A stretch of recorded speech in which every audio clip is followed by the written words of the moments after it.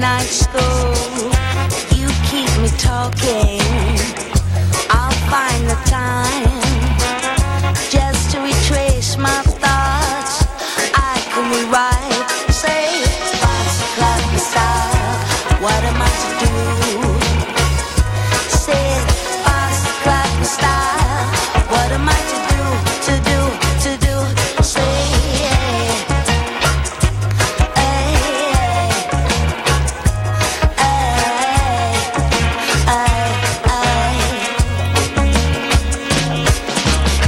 just like a thirsty tree, hungry for water, used to want change I cannot offer.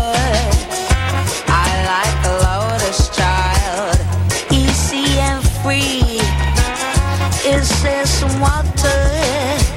Some here for me. Say, boss, clap me style. What am I to do? Say, boss, clap me style. What am I to do? Say, boss, clap me style. What am I to do? Say,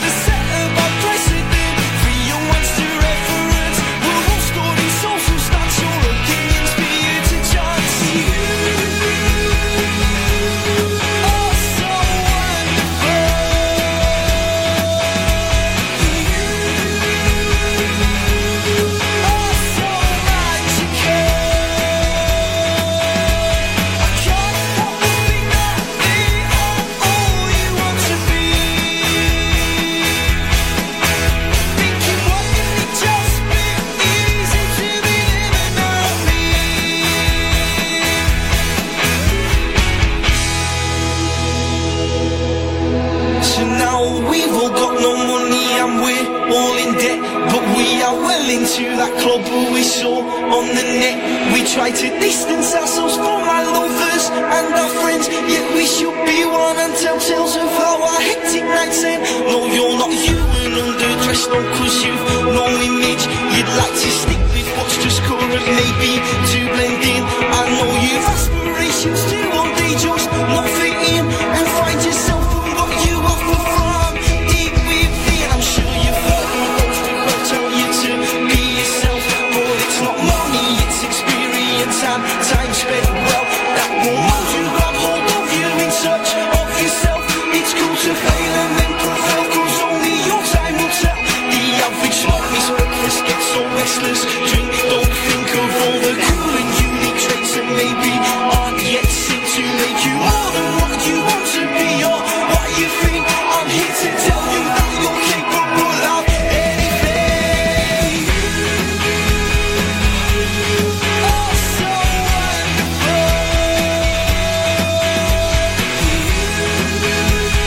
Oh, so magical.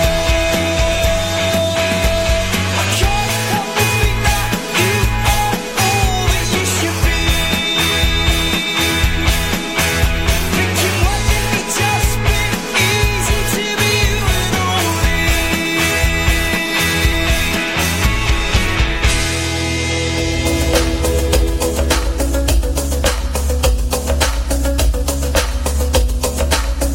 Well, that's definitely a red card.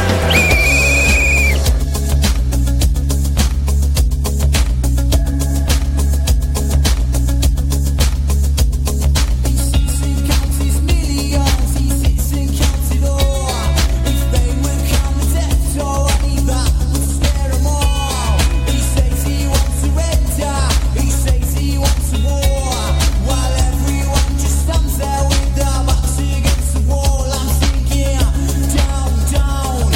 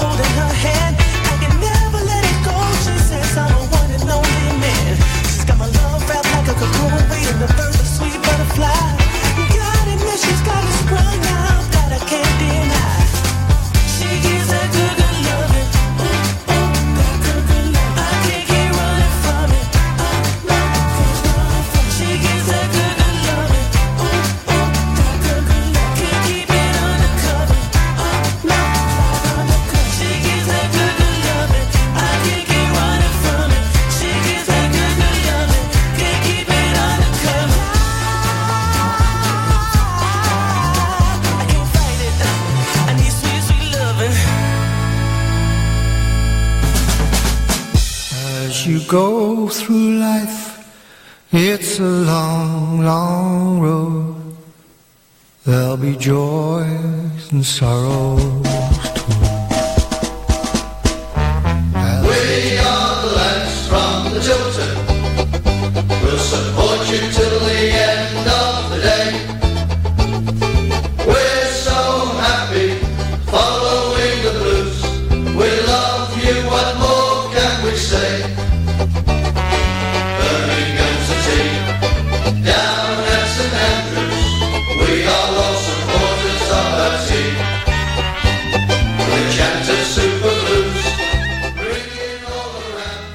Now all you blue boys know what we mean. 2017. Well, what a year it's been. We've gone from the heady heights of being 7th in the Championship to being rock bottom coming into Christmas. Not one of us fans can see a way out of this. What has happened since Steve Cottrell's first game in charge, when we beat Cardiff and showed some grit? What are the players doing? Are they seriously looking at themselves in the mirror?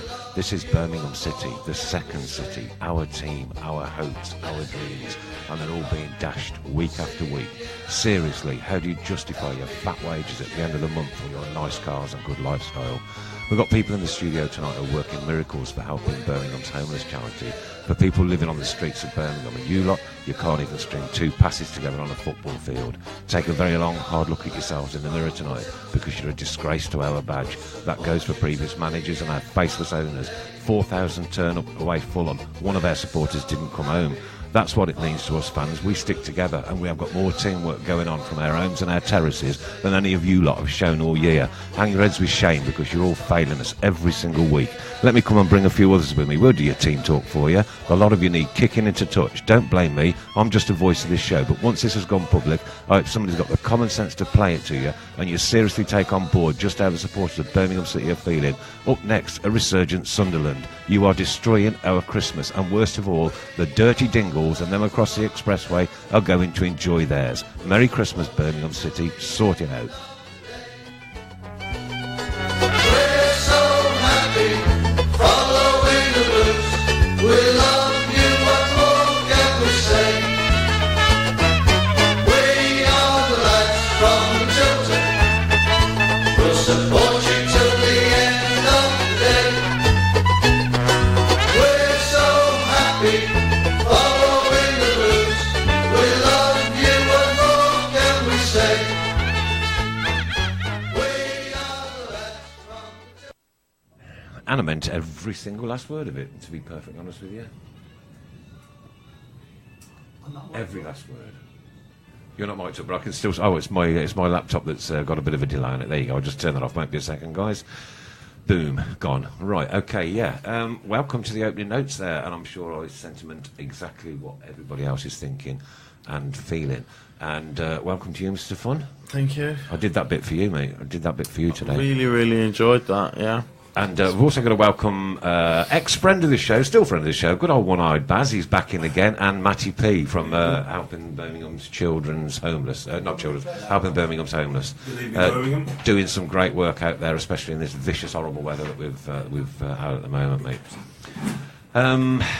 Right, ouch. Well, we might as well finish the show on that one. We can go home, be done with it. If you want to, yeah. Got some presents to wrap, yeah. Good to get on with some other stuff. Nothing much more to say, is there? Am I wrong in what I'm saying, though? Do you think I'm wrong in what I'm saying? I think you're right, mate. I think you're right. It's ripping my heart out, man, honestly. Ripping the heart and soul out of me. Every single week, it's ripping the heart and soul out of me. Good evening to Penelope Wood. Hello to you, and... Ray Holbrook, Andy Green, and all those that have joined in so far. All you've got to do, don't forget, guys, is share this on your personal Facebook page. It's had 67 already, with just under 1,000 of you on tonight so far. Share it on your personal page, and you'll be in for a shout with some prizes week after next, actually, because we're not here next week, are we? The last one tonight. It's Christmas. Yeah.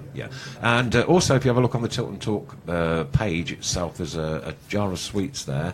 You've got to guess how many sweets are in the jar, and you'll win some prizes tonight. And they'll be in the post to you, post-haste, as soon as we've got your address. Queen's Park Rangers, Chris. Queen's Park Rangers. Not won a game since, what, February last year, was it? Yeah, funny enough, the last time they played us, They played us last time, I have to say, I think it was a new low for me, that first half. When you're at the bottom and you're really struggling for confidence and you're not playing particularly well, you're at home, there's over 20,000 there again, and as you mentioned, you're playing a team that have been appalling away from home, haven't won away from home since last February when they come to us. I think they've got 1 point in their last 6 games. If you can't get yourself, now this is, you know, you had a criticism of the players. People won't be surprised. I'm gonna go after the manager again. If you can't get those players playing well and having a real go in that first half against a QPR side at home, when you're in the form we're in, if you can't get your team attacking, then we're in serious trouble. Then I genuinely, I don't know what he's doing. I don't know what he's doing in that week, in that build up to the QPR game. What has he actually done? What have they worked on? How do you come out so inept and so slow and tepid every time in a game like that against QPR at home? That is, you know, it's screaming. There is your perfect opportunity to get 3 points. If there's a team that are anywhere near the levels of low confidence that we're at, it's them. So go after them. What are you doing? Just sitting there doing nothing in that first half? Comment here from Leslie Hinsley sums it up pretty well. Hey lads, sorry to start on a downer, but I was at the Fulham Queen's Park Rangers and I have to say I am so disappointed in everything at the moment. It's awful. He's the wrong man for the job. Select to say again. So there you are. That's kind of it. Steve Cottrell's Barmy Army. That's another one. We're going down. Keep right on. Adam Wilkes is going to start with Ndoye. Thanks, Adam. We'll leave that debate for another week, shall we? Davis shocking again. Steve Smith. Mark Walmart Wednesday. Well said, Nick. Feeling it, mate. 54 sweets, by the way. I can't tell you possibly how many sweets are in there because I've not counted myself. Only Mrs. Brown knows. And Mrs. Well, have you actually counted them already? Yeah. Okay, so you're the only person in the studio that is aware of what's going on. Like I said in my opening notes, right, we've got some guys in here tonight, and I know you've been in before, Baz, and I couldn't believe, you know, well, I thought about it the other day, it was actually 6 years ago. Yeah, about 6 6 years ago. Yeah. And we had 100, around about 100 listeners that night, and now we're into the multi-thousands. So what we can hopefully promote tonight is your charity, the great work that you're doing, why you've decided to do it, and see if we can, you know, get some things moving for you. Now, one thing that you did say before we first started that you are desperate for is some space. Yeah, we just need a bit of space because we're getting bombarded with clothes and which is a good thing. Which is a brilliant thing. Yep. We're getting bombarded with clothes and loads of different stuff for homeless people. And we just got no way to store. We just got no way to store it at the moment. Right. So we need somebody then with some space for is it long, medium, short term?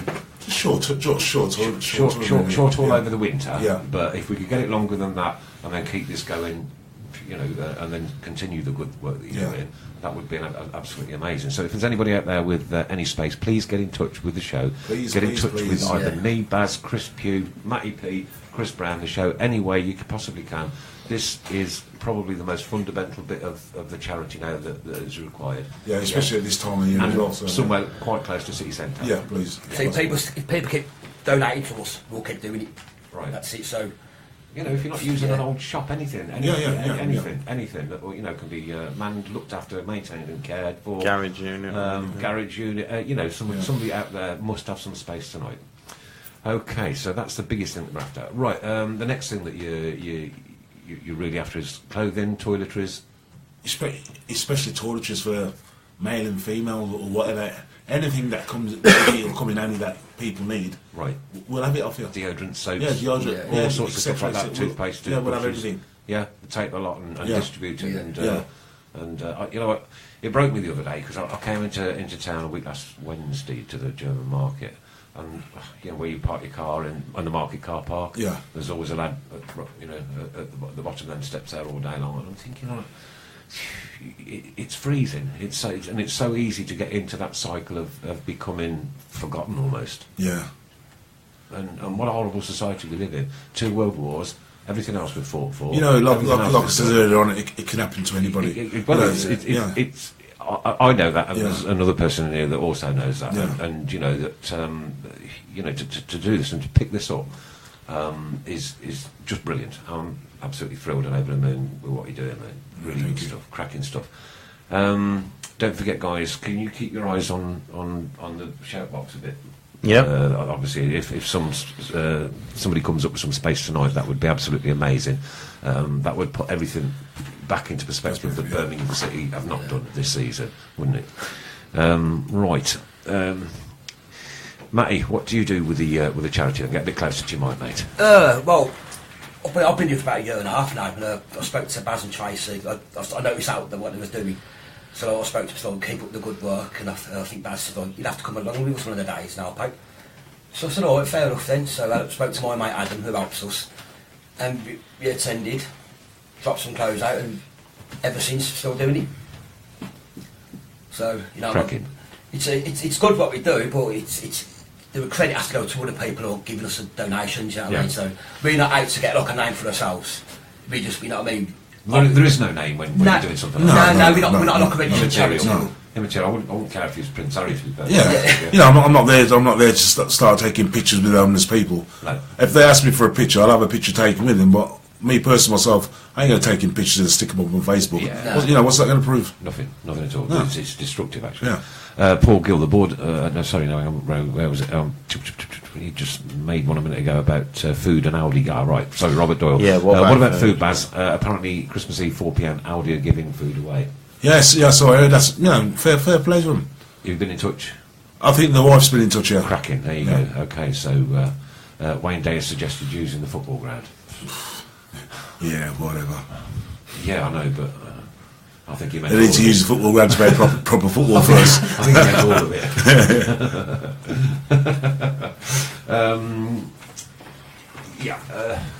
What are you doing, Mr. Brown? He's wandering around aimlessly like a sheep against the... Bless him. Oh, thanks ever so much. What have we got tonight, then? A little bit of a different format tonight. We've got a guy called... What's his name? Grahame, yeah, from... is a Sunderland fan. He is. And we're going to make him welcome on the Tilton Talk Show. This is a feature that we want to try and incorporate into the future shows. So he's from a podcast called the Roker Report, which is a Sunderland podcast. Yeah. I spoke to him yesterday for a segment on their show, on their podcast, and then I asked him to come on to ours tonight, just to have a quick chat about the game on Saturday coming up. Have we got your segment yet? No, I don't think. I think it's been released this week, so at some point this week,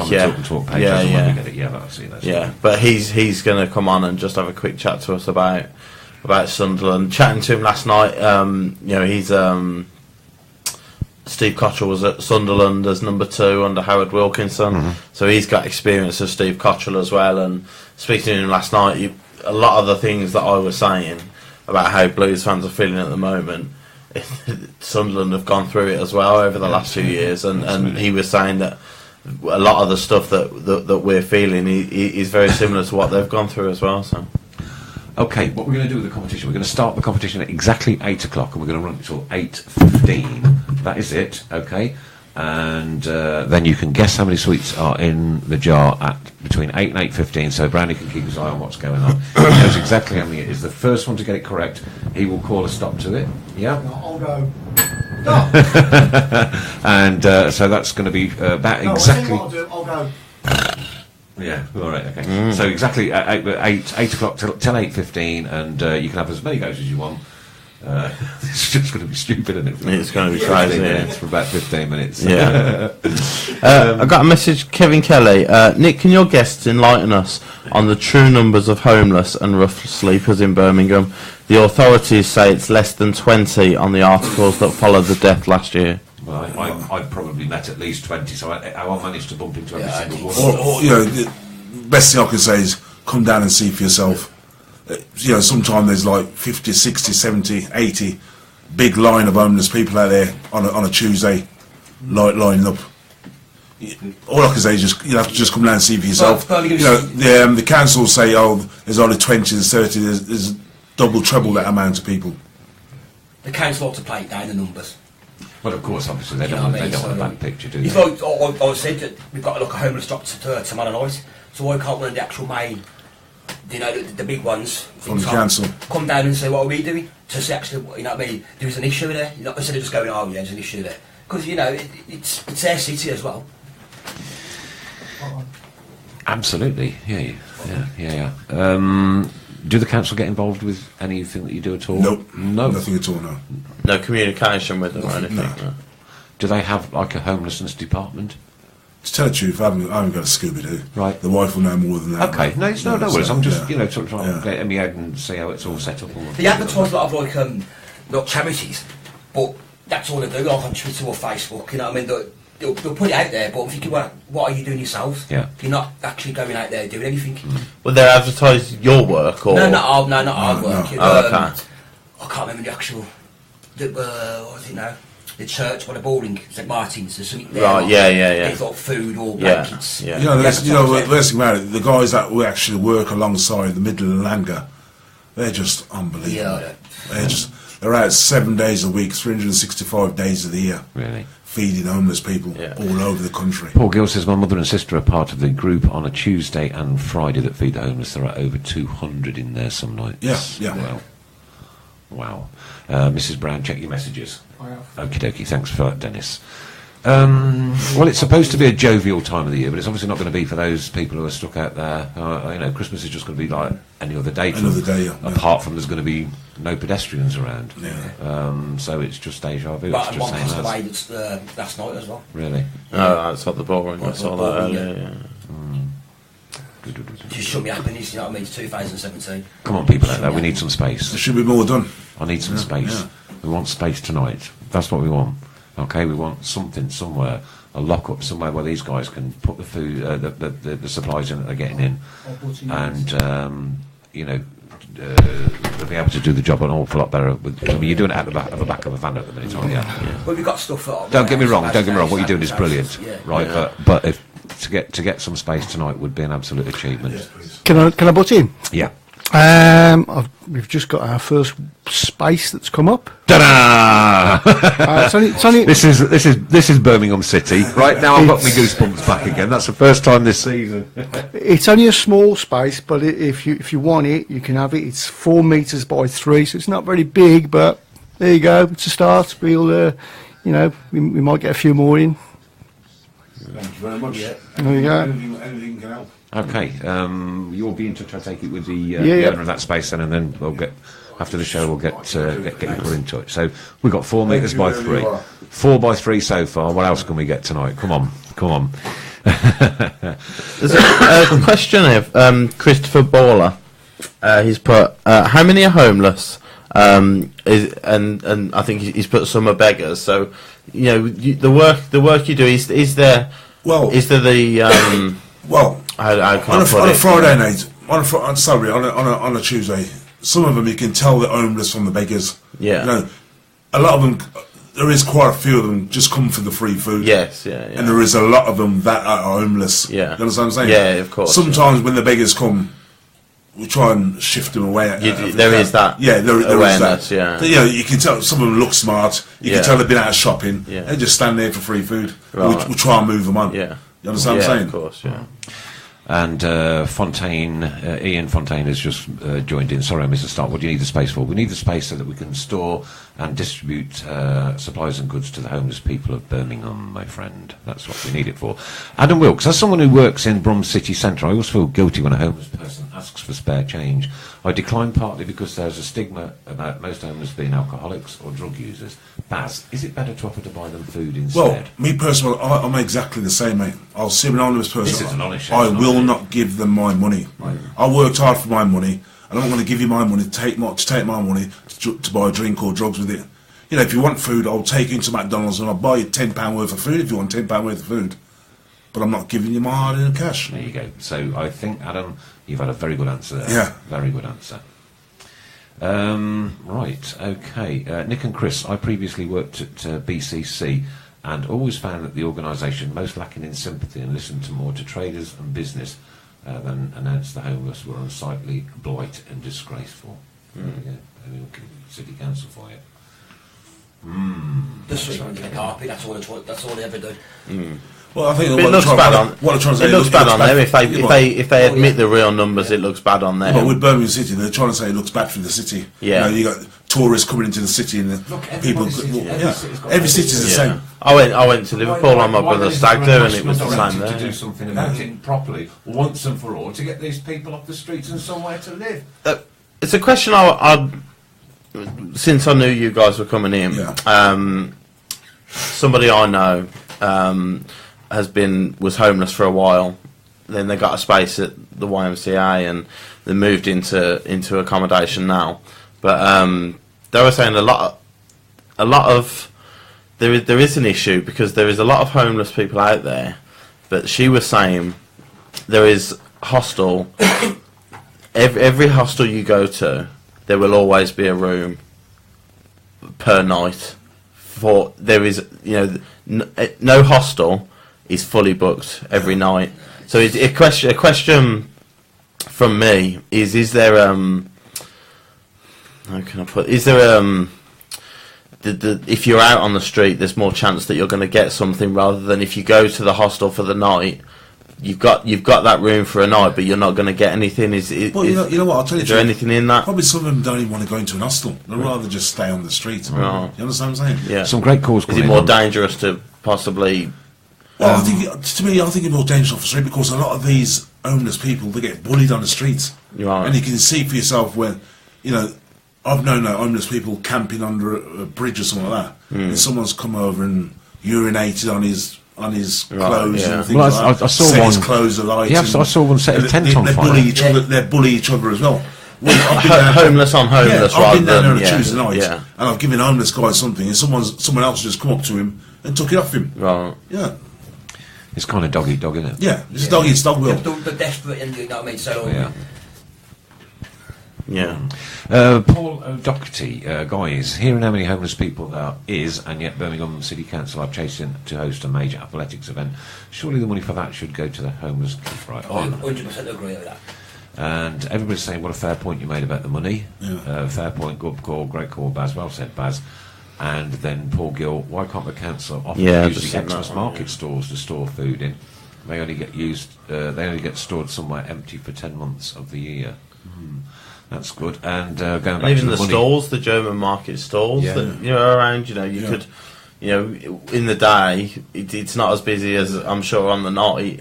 In the day when if you do your what nights did you say Tuesday and Friday? I'll do most Tuesday nights. So you go out on a Tuesday night. On that Tuesday day, you keep everything. Once you've done on a Tuesday night, you store everything in the stalls ready for Friday night. The Wednesday, Thursday, then they're not going to be that busy. Surely that they can't store a bit of a few toiletries and clothing. It's solutions and solutions, isn't it? Would they want you to use it? No, of course not. Paul Gill, why can't the council? I've done that one. Sorry, Gary Ballard. Done that today as in the food in Uneaton. Bought a homeless guy some hot soup and a pie. Wouldn't give him money. I apparently have gone a bit quiet, but that's better now.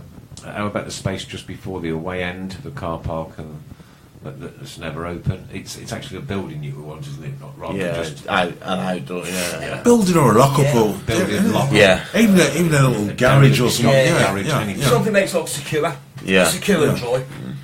Yeah. Can you answer Kevin Kelly's? Have I got to that one yet? Can you look for that one, dude? And I've got this one here. Just in Leighton, there should be vouchers that you can purchase, like the ones you get for Google, iTunes, etc. Wouldn't be transferable for drugs. Make them register as homeless too. That's a good idea. That would sort out the beggars and the professional beggars that are earning more than the average man. The Kevin Kelly question, is there a link where the listeners could donate a few quid each to support Baz and Co? Is there anything up for that or anything? We don't accept money. No. You just want the stuff. We just want the stuff. A lot because of people, a lot of charities that are taking in money and come on, someone's making some money out of something. You know what I'm saying? Yeah. I don't want to be in charge of no money at all. I'd rather you send me some food or send me something and I'll pass it on. Simple as that. Get the people to cook it or then give it out. Yeah, but like Kevin said, if people are willing to donate money, then they could go to the shop, buy that whatever they're willing to donate. Are you a registered charity?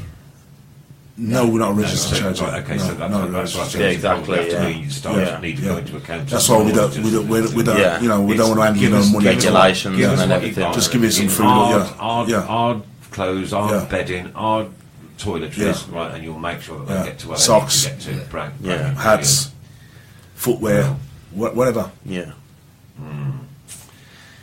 Right, okay. Are there any storage units near town? Come on, let's find some. Come on, Dennis, I'm sure you can shout that out and we can find something tonight. Hi, guys. I think homelessness will go up due to the new benefit universal credit. If you've got a drug addict or alcoholic and they get their rent paid to them, I guarantee they will spend the rent money on drugs or alcohol. Vicious circle they live in, some of them, isn't it? Yeah. And you know something? You know, when, like- when all you've got in your life is drugs and or alcohol, Yeah. that's all that matters to you. You know, like me, I don't know how I got into this in the first place. I just woke up one day and just, you know, I wasn't set out to do it. You understand? It just happened.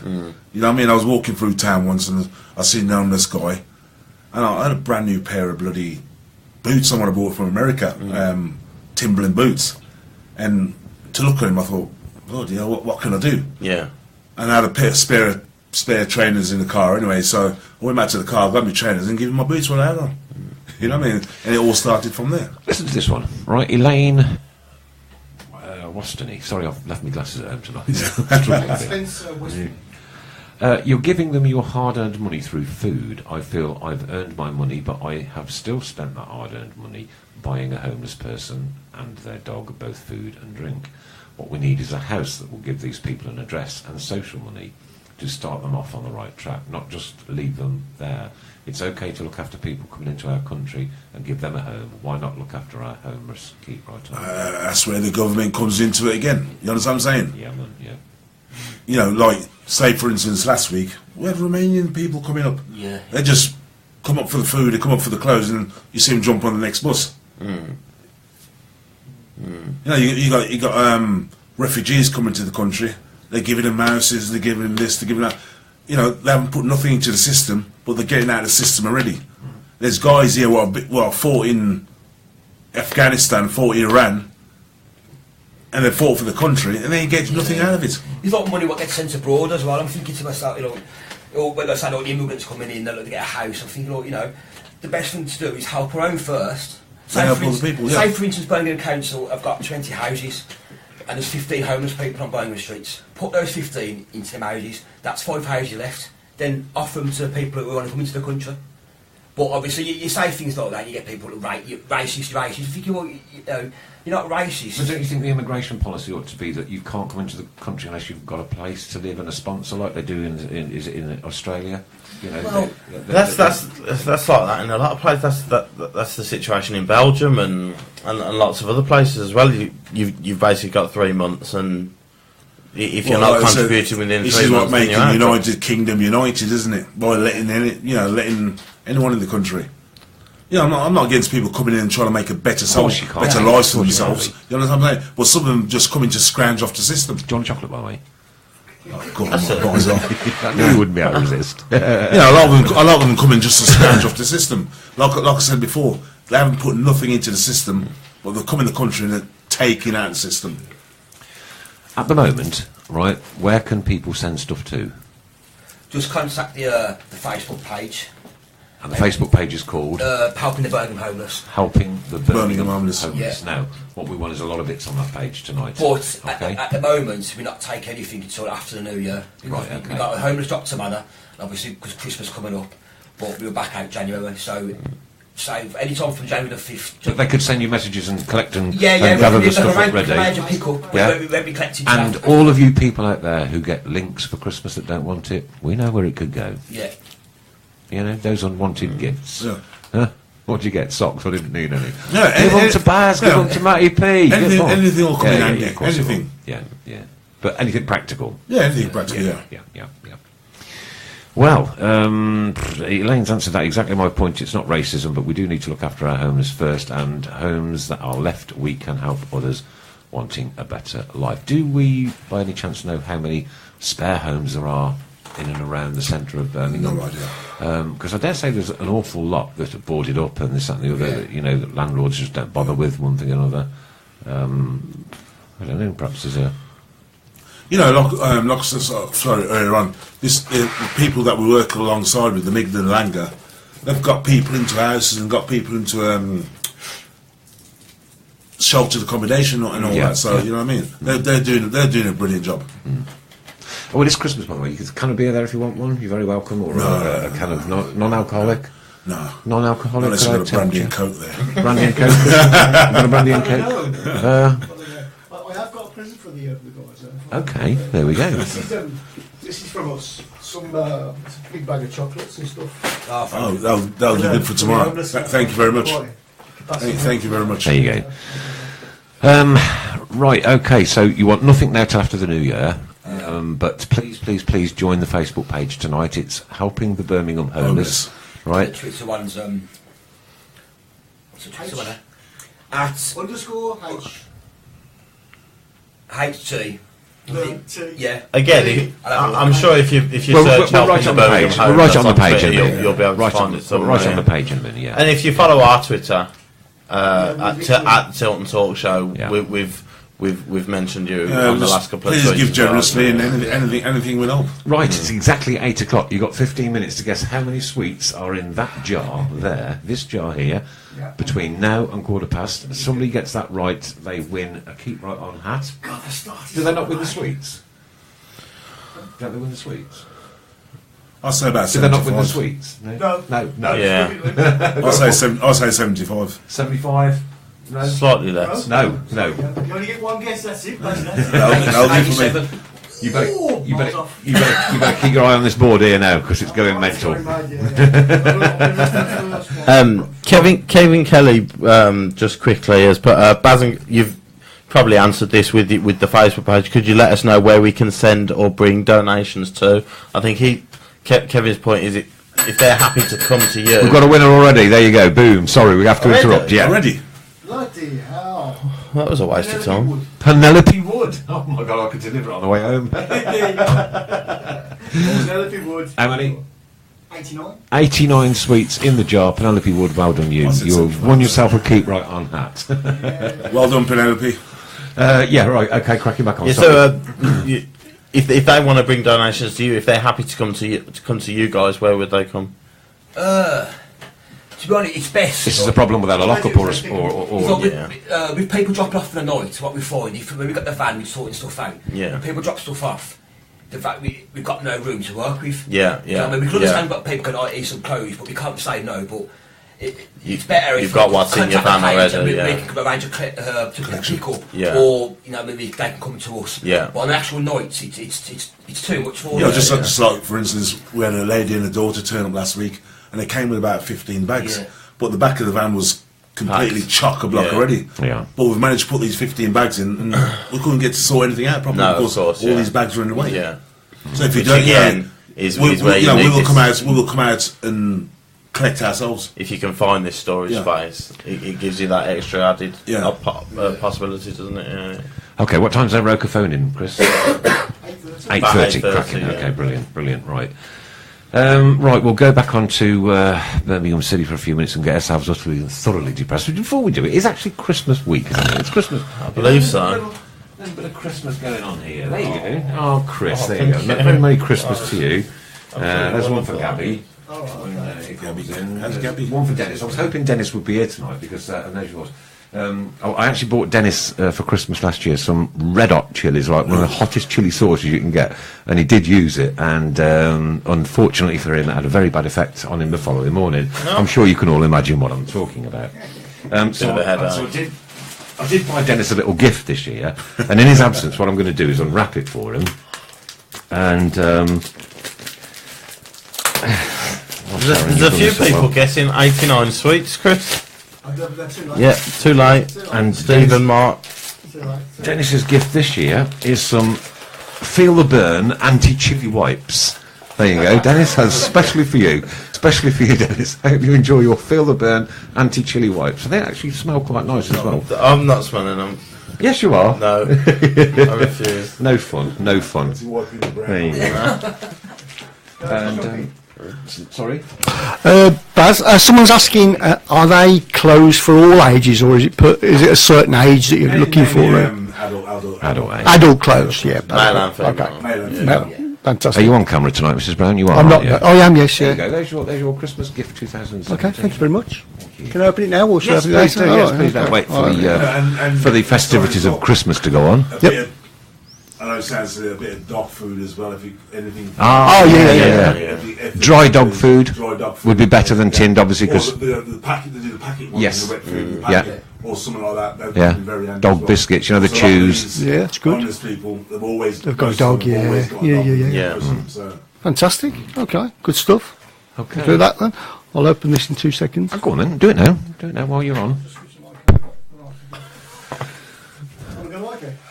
I hope so. I put a lot of thought into this. A tin of spam. Go on, lad. Don't hold back.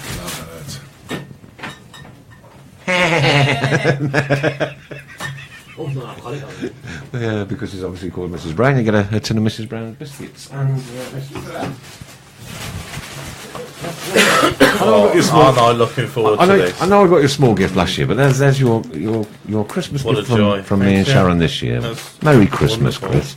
To be open now? Oh, please do. Immediately, Oh, please do. Thought as much, yeah. Please do. Give a look. Dennis, Oh, yes. Dennis says, give Baz my wipes. A fun activity bag for all the fun over Christmas. I'm sure you'll enjoy that. Yeah. Did you? Because you had a Oh, keep colouring me book. going. fun I did have a colouring colouring book last year, yeah. In you've also got, including this, is army colouring book stickers. Stickers? Yeah. Oh, wow. Sweets, 4 crayons. Yeah. And a bag full of toy soldiers. Oh, that's Have a lovely fantastic. Christmas. Thank you ever so much, Nick. Can't wait for next year. I'm almost desperately sad that I haven't got you anything. Well, I'm almost desperately sorry that you've not opened it and started playing with them on the table, to be honest with you. That will be kept until Christmas. Elaine says, bless you for making sure the dogs are fed. Have a great Christmas. Yeah, You're doing a wonderful job for the homeless. Bless. Brilliant. That's good. Mr. Fun and Endoy calendar. That would have gone down slightly worse than that fun activity bag. I guess Chris Pugh's received a smile in a can. Good to have Gardner back and Gallagher. Much better up top than the Duke. Much more mobile. Did you think that was the case? Struggling not to be honest. I think you could put me up front and I've been more mobile than Djokovic. Yes, it's how many games has he had now? 9, 10, Cottrell? Yeah, and it's taken till now to realise that what the fans have been saying for the last God knows how many weeks, that it might be a good idea to put your 6'4" striker up front rather than on the left wing. You know, he gets the goal. It's slightly fortuitous with the keeper error, but you know, this is what we've been saying week in, week out. Again, if you're not even having a shot on target, you know, if you have a shot on target, the keeper can make a mistake, and he's made a mistake on Saturday, and Gallagher's capitalised and got the equaliser.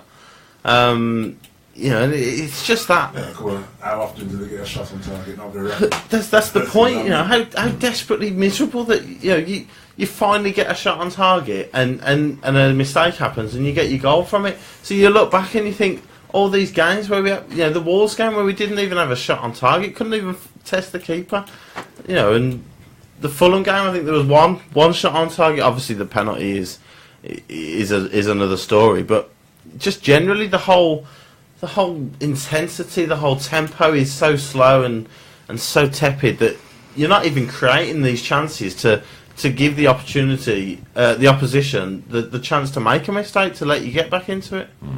August, Birmingham 2, Bristol City 1. Birmingham 0, Bolton 0. Burton Albion 2, Birmingham 1.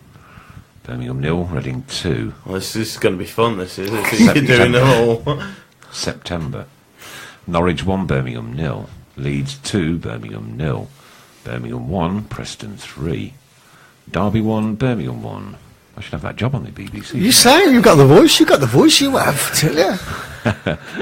Birmingham 1, Sheffield Wednesday 0. Hull City 6, Birmingham City 1. October, Birmingham 1, Cardiff 0. That was, of course, Steve Cottrell's first game. It was. Millwall 2, Birmingham 0. Birmingham 0, then we've across the road 0. Birmingham 0, Brentford 2. Barnsley 2, Birmingham 0. Birmingham 1, Notts Forest 0. Middlesbrough 2, Birmingham 0. Sheffield United 1, Birmingham 1. Birmingham 0, Wolves 1. Fulham 1, Birmingham 0. And, of course, Birmingham 1, Queen's Park Rangers 2. We've got Sunderland next. Well, that's definitely a red card. They've obviously just picked up, Wales' old manager. Yeah. The new manager effectors seem to have done the trick for them. Well, they've picked the right one. They've done their due diligence. They've realised that the man that they brought in the summer wasn't working for one reason or the other. You could be a good man.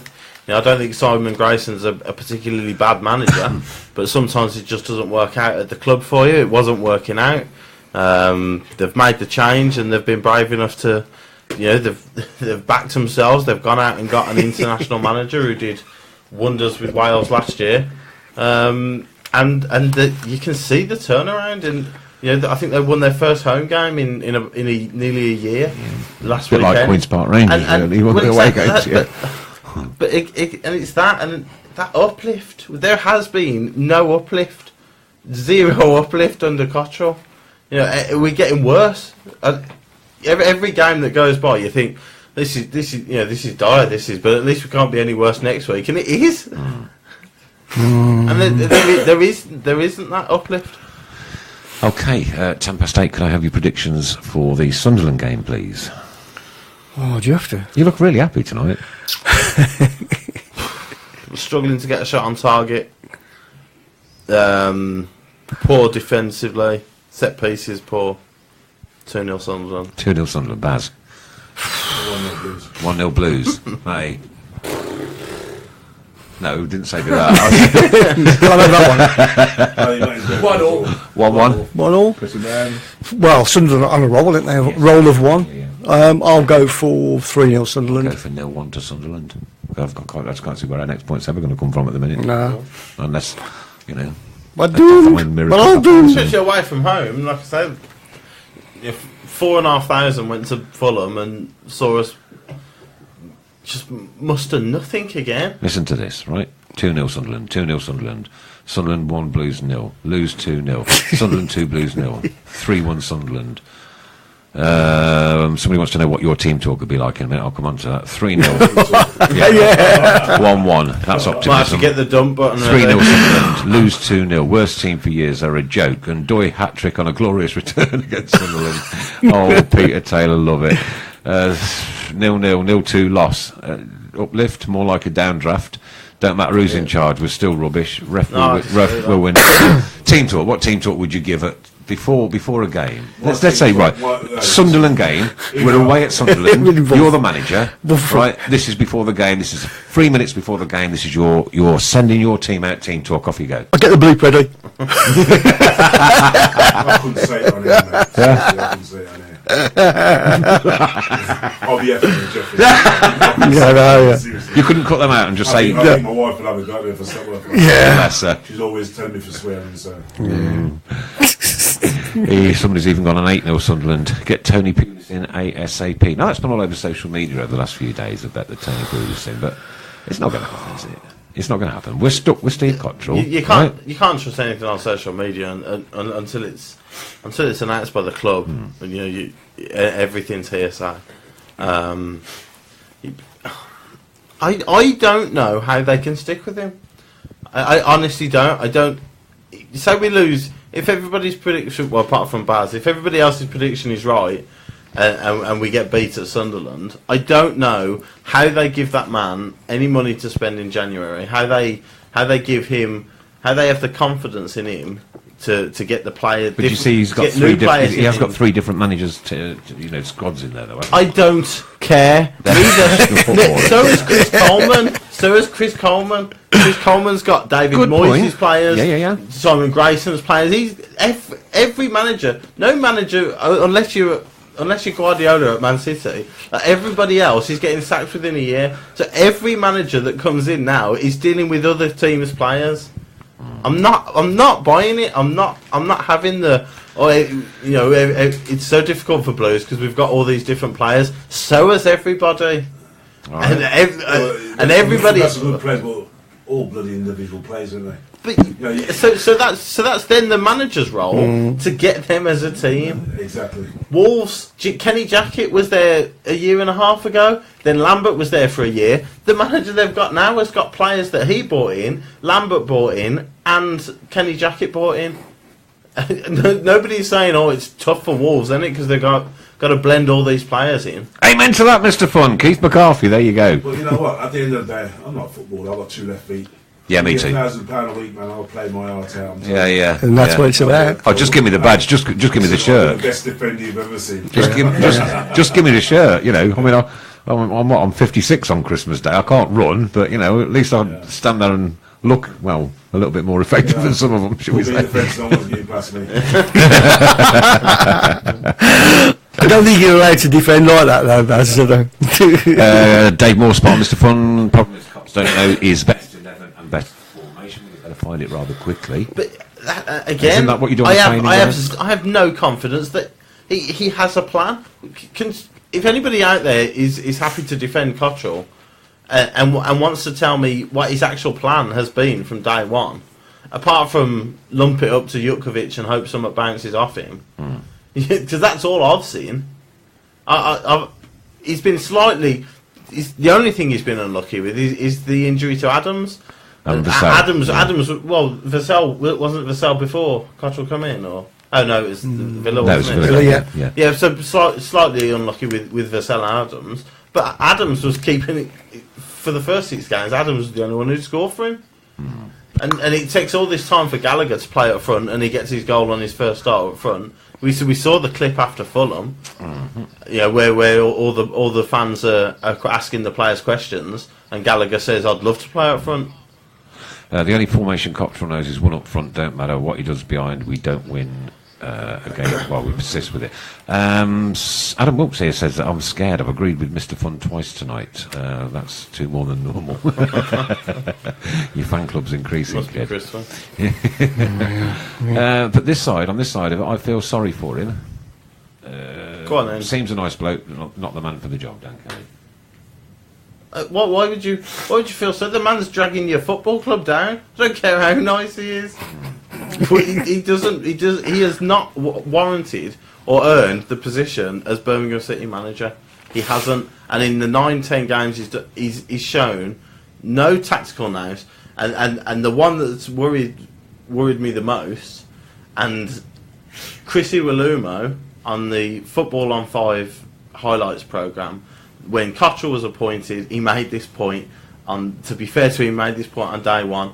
Nobody's doubting he's a good coach, but when it comes to man management and management of players, he was worried about him, and it's shown in the 10 games. He inspires nothing in the players, he inspires nothing in the fans, and he hasn't got those players. The players are scared to play, and they're so lacking in confidence. It's ridiculous, and he hasn't rectified either of those problems. Only you can answer this, Brett Stanley. Are we having a January deadline day at Ross Hills? Depends who's in charge. So I don't think I'll be allowed if Cottrell's there. You don't want to do a Steve Cottrell interview? No, you're all right then. Dennis says Fred West probably seemed a nice bloke. Yeah, exactly. Yeah, I'm sure Hitler's wife said he was a right charming bloke. He was a charmer. Yeah, he was a charmer. He was. Yeah. Being a nice bloke doesn't give you the license to manage our football club. Lee Smith wants you to do it. Yeah, Lee wants you to do it. No, Lee Smith, yeah. Baz for the job. No. Baz for the job, yeah. Not shove the fear of God into some of them, might you know? How can we all be wrong? Nobody wants Cottrell. He has no idea how to get a team motivated. Okay, it's down to you for the next 3 minutes. Cottrell in or Cottrell out? Just in or out. That's all you need to say. His interviews are baffling, aren't they? Are baffling. I actually subscribed and I've unsubscribed now just because I can't understand them. Absolutely out, 100%. Every time I see an interview of him, I come out of it thinking, You're none the wiser. I have no idea what I'm doing with my life. What's the point in living anymore? Shoot me now. Depressing man. He inspires nothing. Yeah. If he can't inspire the fans, you know, in a pre-match interview, if he can't inspire the fans to look forward to the game, how are you expecting him to inspire the players and lead, and get the players galvanised for it? It's like he's got a a collection of words and like cut them out and jumbled them up and put them together. Well, the one thing Twitter's great for is people pick up on snippets and it gets shared around. The amount of ridiculous quotes that I saw one today praising the wall. We built a really good wall. The free kick, one of QPR's free kicks, hit the wall in the first half, and that was well worked because that was a good wall. We built that wall well. It reminds me of the Cantona. Are you on Mars? What you we've lost 2-1 at home to QPR and we're bottom of the table, and you're there trying to sort of defend your position. You're saying what a good wall we built. Crazy. After all what's been said tonight, I'd like to thank Birmingham City for putting up a picture of our pal. Yeah, absolutely. We're going to pay a tribute to Oh, yes, yeah. Pay a tribute to That was brilliant with that. At the end of the show, we actually dedicated the whole show to him tonight as well. Yeah. The whole show is, today as well, not just Mark, but all the fans that have passed away over the year, they're going to put them on at half time. Every club has a character. He was a character. He was a character. He was a character, you know what I mean? Yeah. It's gone to about 22-1 for out at the moment. Just Who's the in? In that queue time. Who's the? No, it wasn't me. No, it wasn't me. I need to find the in. You carry on. I'm finding the in. That in one's strangling.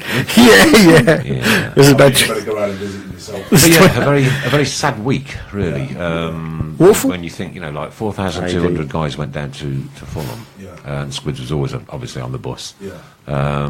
You instantly knew when he was about, yeah. Oh, well, definitely, most definitely. And to not come back, but when I go, I want to go doing something with the Blues. Yeah. That's it. If you got a goal in life, and that's it. Yeah, the guy's been around for a long time. I remember him on the Cop. For years. I remember him on the Cop back in the day. Yeah. Back in the day, my son sat on my shoulders with my hair on, and if we were going too far, he'd shove you back. Effing and jeffing and. Oh, he was a complete nutter, but a colourful character. Yeah. But it's like there's been some great characters at St Andrews over the years. I think sometimes it is the characters. I used to go away, home and away every week, like 5 or 6 years, and you see the same people week in, week out, don't you? And you do almost sort of become a bit of a family, and when you've known someone for so long, and there's such a big part of those away days. You look out for these characters, and and Mark was one of those. I don't go to as much games as I used to now, so I've got a busy schedule at the end of the day. Well, I've been to that one away game this season, Well, I'll get to 1 or 2 before the end of the game. You can't always do it. Like I was working on shift when we played Queen's Park. I was working on the night time, so I had to be at work for 5 o'clock. There's no way I can get to the game. So what do? Do you sacrifice your job and then have nothing to go to the next one with, or do you keep what you got and then? Jobs are bread and butter. Well, absolutely, yeah. Question for Mr. Fun: David Davis or Ndoye in midfield? Davis Took a long time to answer that. But at the moment, it's Davis isn't showing what he's capable of.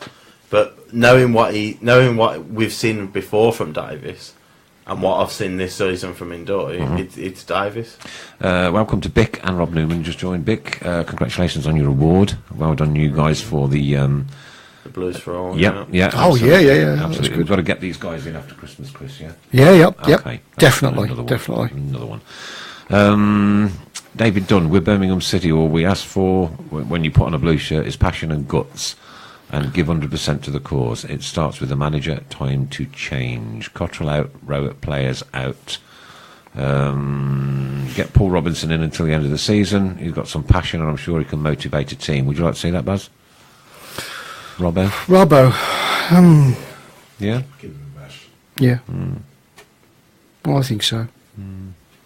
What have we got to lose? A month ago, I'd have said no. Yeah. I've got to that point now. Yeah. Where surely it cannot be any worse. Bring Barry Ford back. Yes. You know what? I had the same thought in the car on the way here. And do you know how bad it is? Do you know how bad it is at St Andrews when 50, 60, 70% of Radio West Midlands 1 hour show, 1.5 hour show tonight was dedicated to Birmingham City Football Club. You know it's got to be bad if they're putting that much time and effort into what's going on.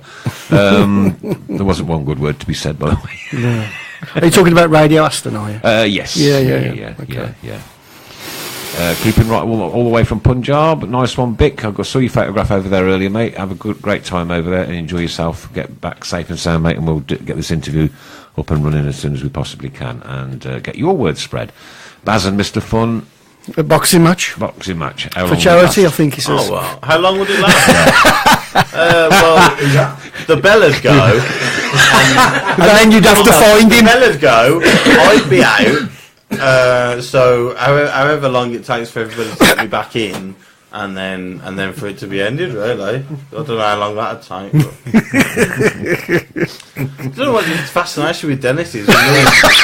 Charlie Williams coming in, he wanted me to box him as well. For some reason, he just wants to see you He wants killed. to see me spark out. I don't know what it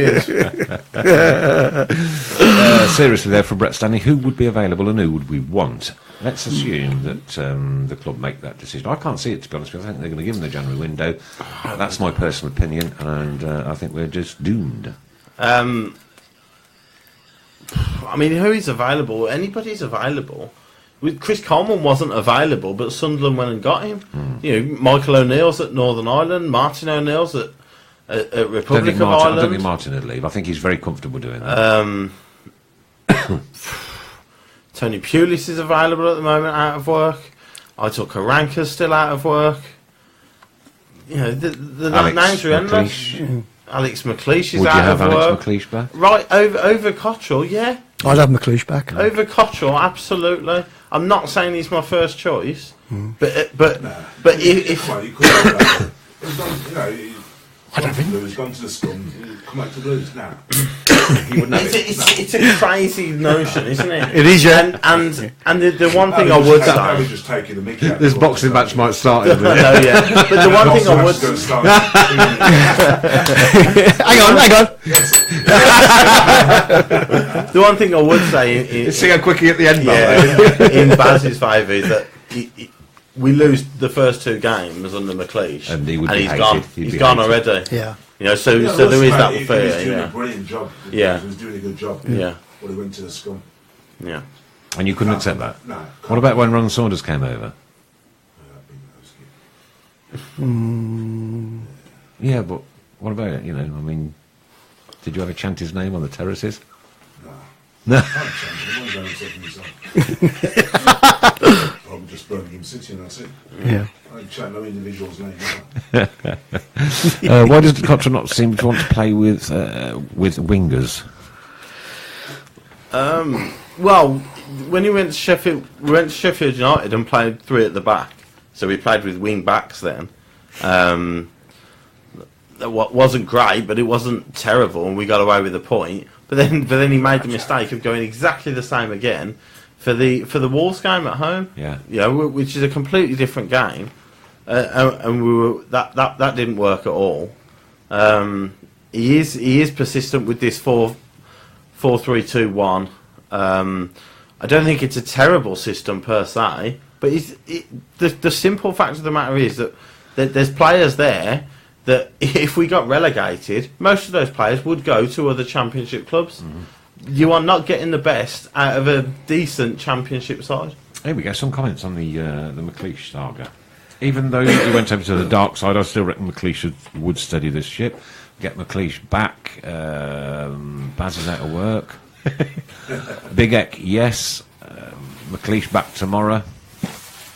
So there's a few. It's that nature, isn't it? Like I said, if it was to happen and he lost the first two games, that's it. He's on a winner to nothing already. He's lost the fans straight away. If he won the first two games. If we were unbeaten in 5, then everybody's sort of easing him back in, and he's got a way back in. But I don't think it will happen. No. Would I take him over Cottrell? Yes. But that's more about how bad Cottrell is, as opposed to how good a manager I think McLeish is. Ray says, I don't think anybody chanted Saunders' names. Punching Baz, the Tilton Talk Show will get over 1 million views for that one. Do you want to come and say that, It would get, yeah, it would probably be our highest rated show. George Ellis says he's a League One manager, and of Alex Ferguson out of work, I don't think would tempt him. He's frightened to come into St Andrews anyway, isn't he? Yeah. Absolutely true, that. Did you know that? He'll come out for a drop in wages, though, wouldn't he? Yeah. In an interview, he said, is there any way you fear going? He said St Andrews. He said, Alex Ferguson said he absolutely hates going to St Andrews. Yeah. That was back in the day. Need to revert back to 4-4-2 for home games. Nigel Clough. I don't think Nigel Clough would be a good shout, do you? It's better than Cottrell. Right, okay. I'm just put it out there. Exactly. He managed my own team all right. Yeah, but Burton, for what they've had, I was born in Burton, yeah. All right.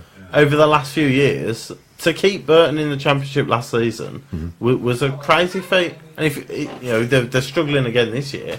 Come on, Burton, since they've come up, they've been playing some good football. You know what I'm At least they're brave. They were playing as a team. Yeah. Look at Leicester. Before they won the cup, they were playing as a team. Since after the cup, they haven't all been playing as individual players. You know what I'm saying? Yeah. They're not gelling as a team like they used to be gelling as a team before they won the cup. Yeah. Burton were the same. Burton came up, Burton were playing some beautiful football, but they were playing as a team. Everyone doubted them, but they played as a good team. Now they're all probably individual players. I think our squad is ridiculously better on paper than Burton's. Okay, and if you give it Clough, who knows what he gets to. They can't play together as a team properly. So that's the gaffer's job, and if Clough could do some more that, suggestions coming in then. Gareth. I'm a person myself. I'm not a tactical guy on football. No. Played with one guy up front. Come on. Yeah. Some more suggestions that are coming. Gareth Ainsworth from me. Yeah. Billich, Chris Hughton. Chris Hughton's in work. I don't think he'd leave no strong one. Yeah, not at all. But all of these names, somebody turns around and says, "Well, who's going to come in?" There's so many names people have thrown out already. In 10 minutes? And that's just on a Facebook quote. Mick McCarthy, good shout. No, terrible shout. No. Well, it's not not just the managers. Come on, Blues have had some brilliant players. And they've sold them off, and then players have come back and wanted to score against Blues. Yeah, that's always the way, isn't it? Yeah, we've had that so often. Yeah. Kevin Nolan doing well at Notts County. I think he's not very experienced in football management, so if you give him a job like Blues now, it might be a tricky. But Chris O'Brien says, "Give me Big Eck. Won us a cup for God's sake and made the Vile look even worse." So, thank you very much. Have you got me headphones? Yeah. All right. As promised, it's 8:30. We're going to head over to. Thank you very much. Sorry, we'll wreck in the place. Don't worry about that. Yes, so Grahame from the Roker Report should be on the line. Hello, Grahame. Are you alright, lads? I'm alright. Why, and all that, Oh, not quite. No, it's just up the road a bit, isn't it? Yeah. Is he a Mackin? Yeah. Sunderland. Okay, welcome to the Tilton Talk Show. You're live on air. Please do not swear. I'll try my best. You'll be alright. We've both been in a bit of a pickle this season. You seem to have got yourselves quite a decent little manager now. Yeah. Do you think we're going to struggle against you?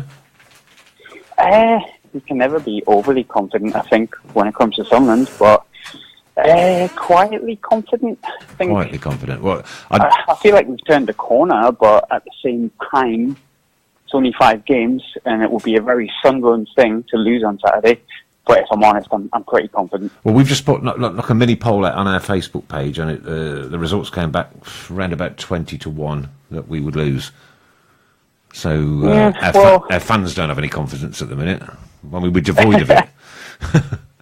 Well, the big problem is your goal scoring, I think. Looking yesterday at your 11 goals, and I mean, I thought we had problems, and I think that's the thing. We could play poorly and still would you put the ball in the back of the net. So worst case scenario would be a draw. But I am confident, but I feel bad saying so, and I feel wrong saying that when it comes to someone, to be honest with you. No, listen, we're all open here, mate, and what we like is honestly openness, and then we'd like to ring you back in 2 weeks' time and give you a right good slate. Well,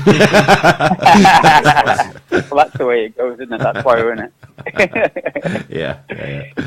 Can you see yourself getting out of the sticky situation that you're still in? Yeah, I think so. I mean, you just got to look at the last 5 results, and it bodes for a lot of positivity. I think Coleman has proven that the job that everyone said Moyes and Grace, and it was the impossible job, and yet Coleman seems to be fixing it pretty early. So, I don't think I agree that it's the impossible job. It's a perfect job if you've got a little bit of character, and you've got, if you're worth. If you feel you can do a job, Sunderland is a good place to be. If you are ready to use excuses, like there's not enough money, the fan base is too demanding, then you're going to fail. And I think Moyes and Grace and a few people before him have noticed that. I think Coleman's took the mantle. He said, it's a great club to be at. He knows he's got work to do. He said all the right things, but most importantly, he's got all the right results so far. I mean, a result at Wolves the other week was fantastic. Yeah. The results on Saturday obviously gets a monkey off our back. Again, on Saturday against the team bottom of the league, he's turned it around, and he's turned it around pretty fast. I can only see onwards and upwards, if I'm honest, but you never know with Sunderland. Sunderland can surprise you in the worst, most horrible of ways when you least expect it. A lot are a lovely lot. David French has just said, aye, man. And Dennis wants to know, what are Sunderland fans thinking about Blues? Stay up or doomed? We were discussing last night in the WhatsApp group we have for all the writers of Roker Report. And I'm sorry to say, no disrespect meant to Birmingham, but you look like the worst side in the league. We are, Grahame, we are. I feel bad saying that. No, look, it's this is what it's all about. It's open, discussion. We're not. Don't get me wrong. I have got a world champion kickboxer set by the side of me.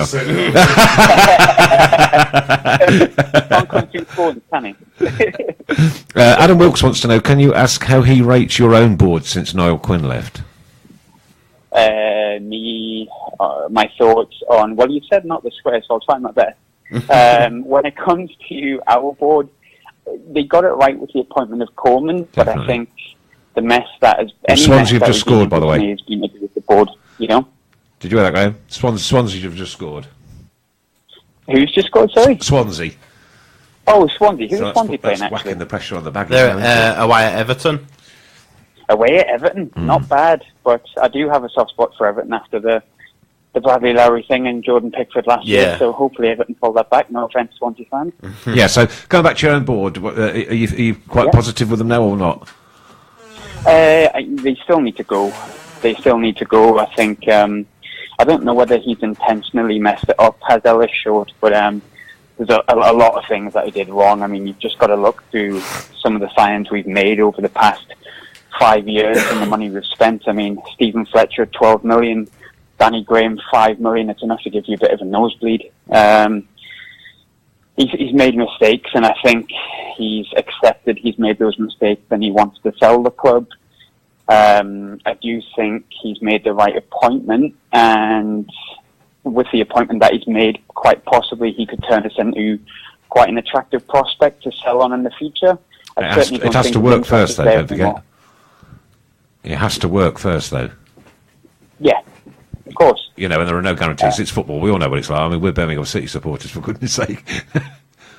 Yeah, I mean, I don't think he's intentionally sort of almost ruined the club, but until Coleman came in, there's an awful lot of vitriol aimed towards him for many different reasons, which I'd love to be able to sum up within 5 words, but it would be a long conversation. He's not done what we'd hoped he would do, and the sooner he goes, the better, as long as we get somebody in that has the interests of the club at heart, and hopefully a little bit of money as well. Adam Wilkes says, tell Grahame the table doesn't lie, so don't keep apologising for telling the truth. We are a truthful lot, us Brummies, mate, don't worry.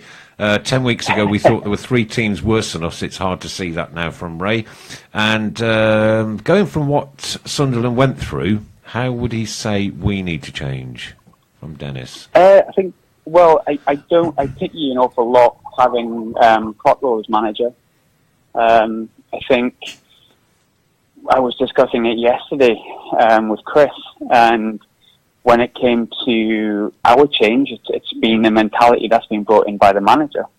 Simply put, it's been nothing more, nothing less than that. Someone with character and a know-how of how to set a team up to not get beat and then build on that from there. And I don't think Steve Cottrell's a big enough man for a club like Birmingham, if I'm honest. I don't think the appointment of Redknapp was particularly a good one. The thing is, with a team like Birmingham, it would be very easy for your fortunes to change and turn around because it's a big club with a very passionate fan base. And I think, very similar to Sunderland in that respect, if you get the right man in charge and the players believe in him, that league position can change very fast. And we've started seeing that. I think the sooner you get rid of Cottrell and get someone in who understands the club and has a little bit of character and a little bit of nous. Sorry, I wasn't laughing. Right players there. Right, do you know, before your games kick off sometimes, do they get a huge flag out sometimes and parade around the back of your Repeat stadium? that again. I didn't quite catch the start of the question. Okay, at St Andrews, we've got this huge flag, yeah? Yeah. That they occasionally get out and pass it overhead, yeah? Have you got one? Oh, yeah. Does Sunderland have one? You do? We do, yeah. Does yours smell? We had a few different versions of it, but generally we have a big Sunderland flag that occasionally I get lost on there and I can't see anything and complain about it, but I'm miserable and old, so... Does yours smell? No. As does an old shed. I've never put my nose too close to it. To be honest. So we joke about the smelly flag on a regular basis. So somebody's asking if Robert Dawes said, "Can you ask him if they've got a smelly flag?" Can you ask Grahame if he knows it's going to be another loss for them if Undoy starts? On Saturday. I feel bad saying this. I feel awful because I like to try and be as fair as I can, but I don't see anything but a win for Sunderland on Saturday. Our tails are up. I don't think there's anyone... With Sunderland, when the tails up, we're a very difficult side to come to. We're a very easy side to play when the chips are down, but I don't 90% of our supporters are saying the same, so don't apologise for it. So, I'm trying to be nice here. Grahame, it's Chris. Firstly, thanks for inviting me on the show yesterday. No problem. A question from Stephen Gill. Which players in the Sunderland starting, what you think the Sunderland starting 11 would be, should we be looking out for? It's been a weird one. I could give you a few examples, and I suppose Grahame gets the headlines, but it's been a bit of a team effort the past few games. It's been more of a cohesive unit than it has been previously. We have our individuals, like McGeady, but McGeady's not getting in the team right now for reasons that I think are justified. It's more about a team unit. But over the past few weeks, Darren Gibson, believe it or not, has actually been probably our best player. And a lot of the players coming from him, and he's got the legs of Honeyman and Lyndon Gooch next to him now as well. So our midfield's looking a little bit better. I would say Darren Gibson. Darren Gibson's controlled the past few games. And Lewis Grahame, as much as he looks like he's doing nothing, 9 times out of 10, he's got the knack of being in the right place at the right time. Kev Kelly wants to know, can you ask Grahame which, if any, Blues players would make Sunderland's starting 11? Which one would you fancy if you had to take one? Please take one. Stockdale, probably. I know he's out injured right now, I think, but Stockdale would probably get into our team because our goalkeepers are not shrouding themselves in glory this year. He's back fit now and playing. Is he back? Is he fit again? Yeah.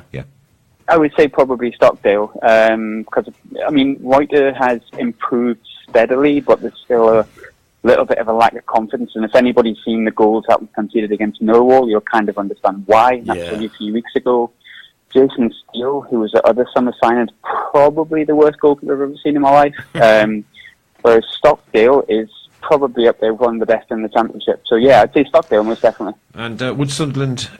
sorry, can you let Grahame know that Steve Cottrell is asking if Sunderland can build a good wall?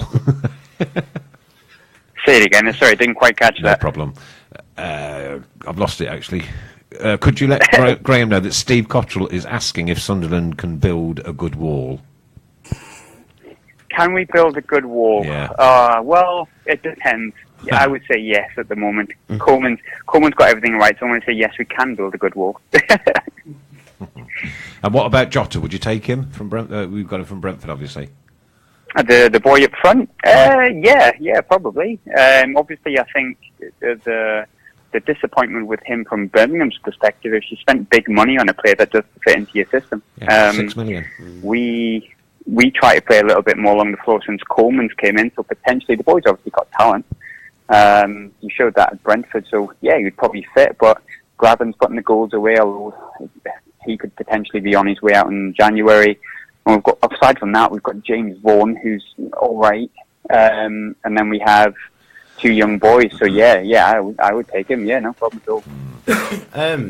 We were talking about this yesterday, Grahame. Like the similarities between what Blues have gone through in the last year or so and what Sunderland have gone through as well in the last couple of years. Obviously culminating in relegation last season. You know, to sum up really for the Blues fans on here as well, you know, what has it been like being a Sunderland supporter the last couple of years where you've been fighting relegation and at the last minute avoiding it, and then obviously last season you couldn't avoid it and starting poorly again this season? Torturous, if I'm honest with you. There was we know that word. The weird. Yeah, I mean it's been real difficult. I'm not going to deny that. I actually live in. Maybe I have a slightly different perspective, but I live up in Scotland. I live up in Glasgow and have a season ticket, and I travel home and away, or as many of the away games that I can get to. So I have that sort of 3-hour period to mull over what being a Sunderland fan is after certain games. And I think it was well publicised how many games it was that we haven't won at home up until Saturday. That was really well publicised. That can be. It was a big feeling of apathy under Allardyce, and when we had the great escapes under Poyet and under Allardyce, there was a feeling of we could fix this. We can go into the next season and start more positively. And for some reason or another, we just started the same. Then Moyes came in, and I'm not the biggest fan of David Moyes, to put it nicely. The feeling of apathy that came in with him. The man was arrogant, thought he was too big for the club, and it was like chalk and cheese, Sunderland and David Moyes, and I think that had an awful lot to do with our relegation. And then obviously there was mistakes before Moyes, which all kind of culminated at the same time. And then you had Simon Grayson, who came in, who I want to not criticise too badly because he's obviously a nice fella, but a bit of a bumbling idiot, and his job was a little bit too much for him, way too much for him, in fact. But, you know, with Sunderland, there'll always be a Sunderland. I always say that. You know, there'll always be a Sunderland. We'll always return in some way, shape, size, or form, and there's always that in the back of your mind. And it seems like, I wouldn't say the good times are returning, but the pride and the passion and the care and the fight and the Sunderland that we know is returning. I think it's just been difficult and frustrating being a Sunderland fan, watching people who don't really understand our club kind of ruin it from the inside. Mm-hmm. Again, that's very similar with what we're going through at the moment. Almost identical.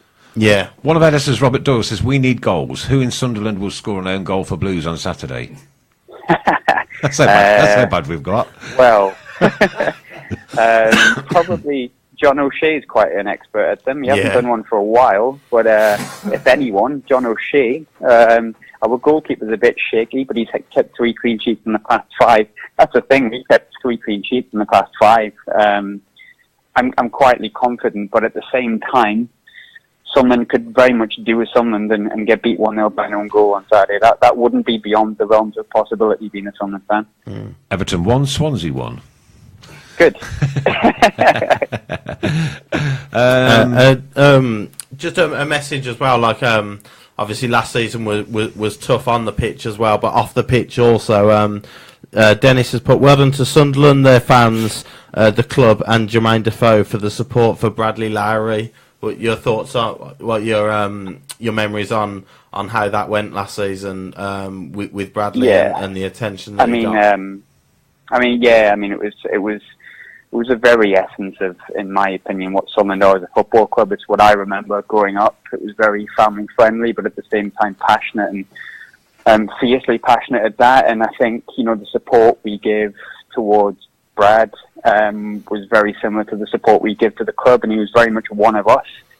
And if there was any positive out of last season, it was seeing Defoe and Bradley's relationship. And I think, a lot of people talk about Jermaine Defoe as well, and Jermaine Defoe is a fantastic bloke. From what I've known, and I've met him once or twice, very, very briefly, not to make an assumption on him as a human, but he's obviously a very, very good bloke and a fantastic player who understood football at Sunderland very, very well. He understood the derby, he understood the fans, and I think the Bradley Lowry thing solidified him as a bit of a legend. But you had, Vito Manone deserves a lot of credit as well. He often gets overshadowed for that. Vito, who's gone to Reading since, but Vito he would go to his birthday parties and things like that as well, and he deserves like a shed load of credit for being a really fantastic person too. And the memories of that is brilliant. They're brilliant memories, and it's so sad, but at the same time, it was amazing to see that we had a player that got the fan base to that extent, and made a little lad's dreams sort of come true. It's kind of. Yeah. I was proud to be a Sunderland fan when I seen that kind of stuff. I was proud to be associated with the club, most definitely. Yeah, the football family. Right, okay, just to sum up then, Peter Taylor wants to know, do Sunderland have a reputation for taking bribes? Robert Doyle says, right on your appraisal, Graham, I'm going for a 2-1 to Sunderland to score all 3. And let's not get back to talking Birmingham City on the diversity rather than the depression. All right, dude, listen, we've lost one of our, we've actually lost 7 supporters this week. One of ours went down to Fulham, Mark Carter, and sadly never came home last week as well. So we feel it as well, mate. Yeah. But at times like that, what you got to do, club together, stick together, and stay together. Of course. So football's all about community, isn't it? So that's what you always do. Cracking, Graham. Thanks for your call, matey. I wish you all the best, but I don't really want to. I wish you the best after the 2 games of this season. All right, mate, okay. And I mean that. Thanks for the call, and we'll be in touch again soon, buddy. Thanks, mate. Thank you very much indeed. Thank you. Bye. Graham there, a Sunderland supporter. That's hopefully one of those things that we're going to try and adopt into the shows in weeks to come, to get the perspective of all the fans and that around the footballing community, because that's what it is, it's a community. Yes. And unfortunately, we've got to get away from that 70s mentality of...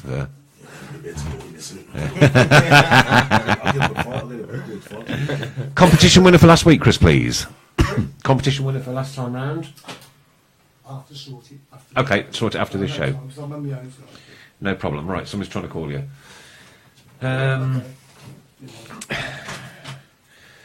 January window. Can you see anybody coming in, wanting to come in? I think certainly there'll be players who will come in. Defence. Baz will go up front. Yeah. Defence. But just in front of Stockers. I think there'll be players who are willing to come in. Premier League players who aren't getting game time, Championship players who aren't getting game time. If they're offered the chance to come and play first team football at Blues, I'm sure they'll take it. The question is at the moment is still up in the air that who is that manager going to be come the January window? If it is Cottrell, it's a difficult one to see who would come in. I can see if we do lose against Sunderland, I can see that being the absolute end of it. I do. Yeah, you reckon? Yeah. Yep, definitely. Yeah, Matty, definitely. I do. I can't see another way out of it after that. We said a couple of weeks ago, didn't we, that we had a bit of a tough run, but then we had QPR at home and Sunderland away, who were in and around us. If we end up getting no points from those 2 games against teams that are around us, then he really is losing all credibility. He's lost a lot of it with the fans, and if you start losing games to those who are around you, you'll start losing it with the board as well. Lots of people saying it's nice to hear the other side of the fence, and that's something we've definitely got to. I was just about to say the same thing. There's a lot of positive comments regarding the and I think it's something we need to do every week. Yeah. Oh, we said to him that the way the Sunderland fans have felt has been very similar to the way the Blues fans have felt in this last 12 months or so. So it's interesting to see that his feelings towards his club are very similar to that of ours at the moment. Chris O'Brien, do they sell goals on eBay? Here it goes, the last 10 minutes. Do they sell goals on eBay? We should have bid for a few in January. Oh dear, why does our player business, it's not player awards, end of season player awards, how are we going to do that? We're going to have a good second half of the season. They might as well just pop round to Keefton Bell's gaff and just give it to him and save all the money. For, goal of the month, we might as well just pop round to Gallagher. Gallagher for this December, isn't it? Yeah. But I think, like you say, Keefton Bell has been. It sums us up really our season. That our best player this season has been the guy that we were ready to sell in September. Yeah. And if it hadn't been for somebody signing the wrong part of the form, he'd have been at Derby. So. Yeah. Pete Taylor says, I believe Mr. Fun said we needed a minimum of 4 points from Queen's Park Rangers and Southampton, or Cottrell gone. Yep. Well, we can't get that now. Three might just. Listen, if they're not going to sack him after QPR and we beat Sunderland, they're not going to sack him after that, are they? But if we do go there and lose, then the pressure on him mounts even more than it is now. Isn't Gallagher our top scorer now with 2? Probably.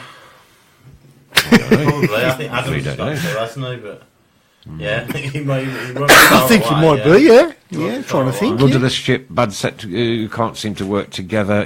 Use the old leather ball. They can keep up with that one. All right. Okay, so we're going to plug you again. We need some space somewhere in and around Birmingham. People, we've got a little bit of space, but we need some more. Anybody know anybody with a garage, a lock-up, a shop, anything that would do, a house that you're not using, predominantly for the winter months? Yeah. I mean, this time next year we'll have more time in the lead up to try and get something sorted. But if anybody's got anything quick, Baz could do with it. So we really, really, really, really want your help on this one. Dennis says, let's help with the homeless. Give what we can, otherwise Baz will hit them for will at Mr. Fun. Don't after that, because nobody will help them. I think they'd rather see that than help out. Nick Rawson is looking forward to the end of season video of our top 10 throw-ins. What a great throw-ins! What a great collection that'll be. This always happens in the last 10 minutes. Everybody starts going onto the comedy. We love it. We love it. Top 50 misplaced passes from midfield. Looking forward to that DVD. That's going on my Christmas wish list for next year. What about the check it, guys? Top 50 worst misplaced passes. I'm actually tempted to put that together. That'll be a bestseller. We'll do it then. Do it. Adam's got a hat trick in the cup game against Crawley. So really, he's up there, isn't he? So. Yeah. I see Shin is scoring for fun as well, isn't he? Yeah, well, he's in League 2. So, doesn't mean anything, does it? Baz, give Mr. Ford a slap for being so miserable. Mike Harris says it looks like we're on top of League 1 and not the bottom of the Championship. Great walls, by the way. Super. Top 10 best set-up walls by Steve Cottrell. The lines on the pitch are class. And the ADRS again. Top referees down St Andrews. It will last for 6 hours. Top 5 crazy quotes by the gaffer. Yeah. Paul Gill, that one. Nice one. Do well to get it down to 5. What is it with his interviews, eh? I mean, even I don't understand them. And I'm quite... Years ago... I honestly don't know. Years ago, players and managers were actually taught how to present themselves, weren't they? Yeah. He didn't go. He didn't attend. So many pauses. He starts saying something, and then I know. And he has to think for ages about what to say, and then he'll have another think to himself of what he's got. But nothing actually is coming out any useful or informative at all. Paul wants to know what's your favourite ever blues player, Baz? Ever? I've got to guess on that. It's going to be somebody hard. I just like Tarantini. Tarantini! Whoa! Out the box! Out the box! Tarantini! Yeah. Some of us are old enough to remember him. Well, what can I say? It's a couple of 3 minutes to 9 o'clock. 9 o'clock, of course, will be the last minute that we produce Tilton Talk Show this year, 2017. Let's hope that 2018 is a damn sight better. Please, please, please, please, please, I beg you to get on to the homeless...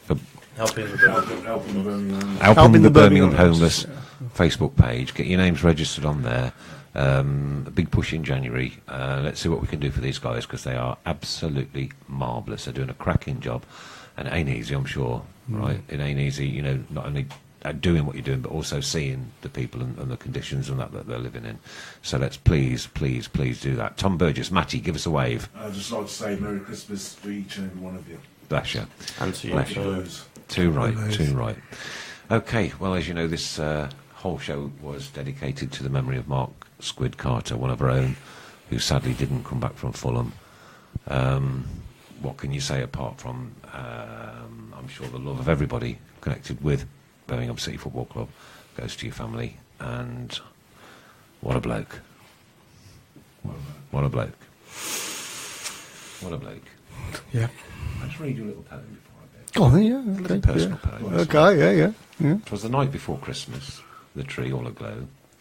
The turkey was cooking, outside there was snow. The kids were all sleeping when Santa appeared, a sack on his back and his lovely white beard. Then he looked at our wall with the tributes upon of a family's lost hero, that soldier, a son. He looked at his medals and started to weep. No gifts could he leave for that lad that's asleep. No presents, no gifts. Nothing could he leave for that brave warrior whose family just grieve. No Christmas the same, then nothing to share. Always at the table is one empty chair. So Santa left sad on that night in December, and all that he asks is that you remember the true lost heroes who never came back, and will never find out what he had in his sack. No Christmas the same all over this land, for those that were lost out there in the sand. But onwards we'll go, and we'll do it with cheer, for a safe Merry Christmas and a Happy New Year. And that is why you need to support these people. We've got our soldiers out on the streets. We've got people out on the streets that don't need to be there, right? And while they are, if you could just do your bit, get onto that page, and then in January let's see what we can muster up and put together, and then come back and let us know how successful it's been, and I'm sure it will be. I'm sure it will be, because you guys have got the grit and the determination and the guts that the players of Birmingham City lack. Well, Chris, this is it. Thank you very much. 2017 over and done with as far as the Tilton Talk Show is concerned. Indeed. Yes. Thank you for all your help and your support all through the year. Thank you as well, Mrs. Brown. To all our wonderful guests that we've had. Baz, always a pleasure to see you. Thank you very much. Matty, keep up the good work, mate. Give everybody another wave, because I love you. There you go. Yeah, they're all saying Matty, give us a wave. There you go. It's going to be a difficult one, but have a very Merry Christmas, each and every single one of you. And let's just hope that come the new year, as far as Birmingham City Football Club is concerned, it's a new year, new me. Let's see that now. This has been the Tilton Talk Show 2017. Thanks, Chris. Thanks, guys. Thanks, Chris. And from me, good night. Good night. God bless. Good night. There'll be joys and sorrows too,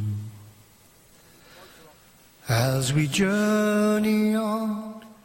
We will sing this song for the boys in royal blue. We're often partisan. We will journey on. Keep right on to the end of the road. Keep right on to the end. Though the way be long, let your heart beat strong. Keep right on to the end. Though you're tired and weary, still journey on till you come to your happy abode, where all the love you've been dreaming of will be there. Where? at the end of the road.